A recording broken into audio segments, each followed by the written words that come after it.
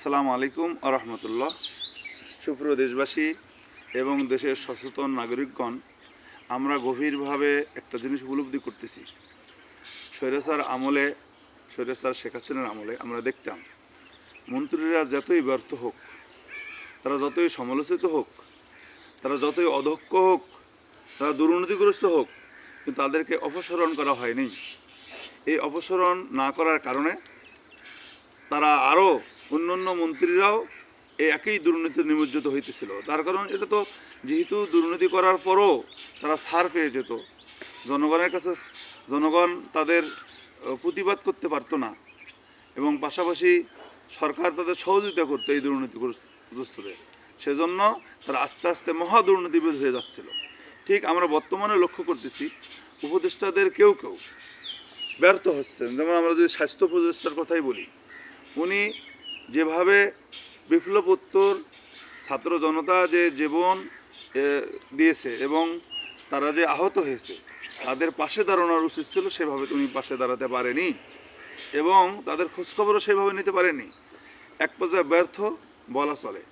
অনেক মন্ত্রণালয়, অনেক উপদেষ্টা আছে, তারা সফলতা জাতিকে দেখাইতে পারতেছে না। যেমন দ্রব্যমূল্য চরম ঊর্ধ্বগতি, এটা রোধ করা যাচ্ছে না। বিভিন্ন জায়গায় সেই আগের স্টাইলেই দুর্নীতিবাজরা তাদের চেহারা পাল্টে, সাইনবোর্ড পাল্টে, নতুনভাবে বিভিন্নভাবে দুর্নীতিতে নিমজ্জিত হচ্ছে। কিন্তু বর্তমান সরকারের উপদেষ্টাগণ তাদেরকে গ্রেপ্তারের আওতায় এনে শাস্তির আওতার আনতে ব্যর্থ হইতেছে। এজন্য প্রধান উপদেষ্টাকে বলবো, যেসব 3 মাসে যেসব উপদেষ্টা সফল হতে পারেনি, তারা সফলতা দেখাতে পারেনি, তাদেরকে এই উপদেষ্টা পদে বসিয়ে রেখে, সম্মানিত পদে বসিয়ে রাখার কোনো দরকার নেই। তাহলে তো স্বৈরাচারীর মতো হয়ে গেল।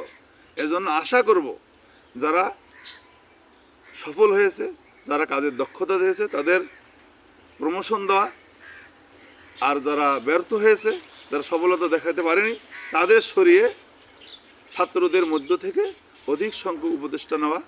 তাহলেই সফলতার আশা করা যায় ইনশাআল্লাহ। না হলে আমরা যদি একঘেয়েমিভাবে যাদের নিয়োগ দিয়েছি, যারা যত বর্তই হোক তাদেরকে সরানো যাবে না, যে এমনটা হয়, তাহলে তো আমরা সেই স্বৈরাচার নীতিতেই আটকে গেলাম।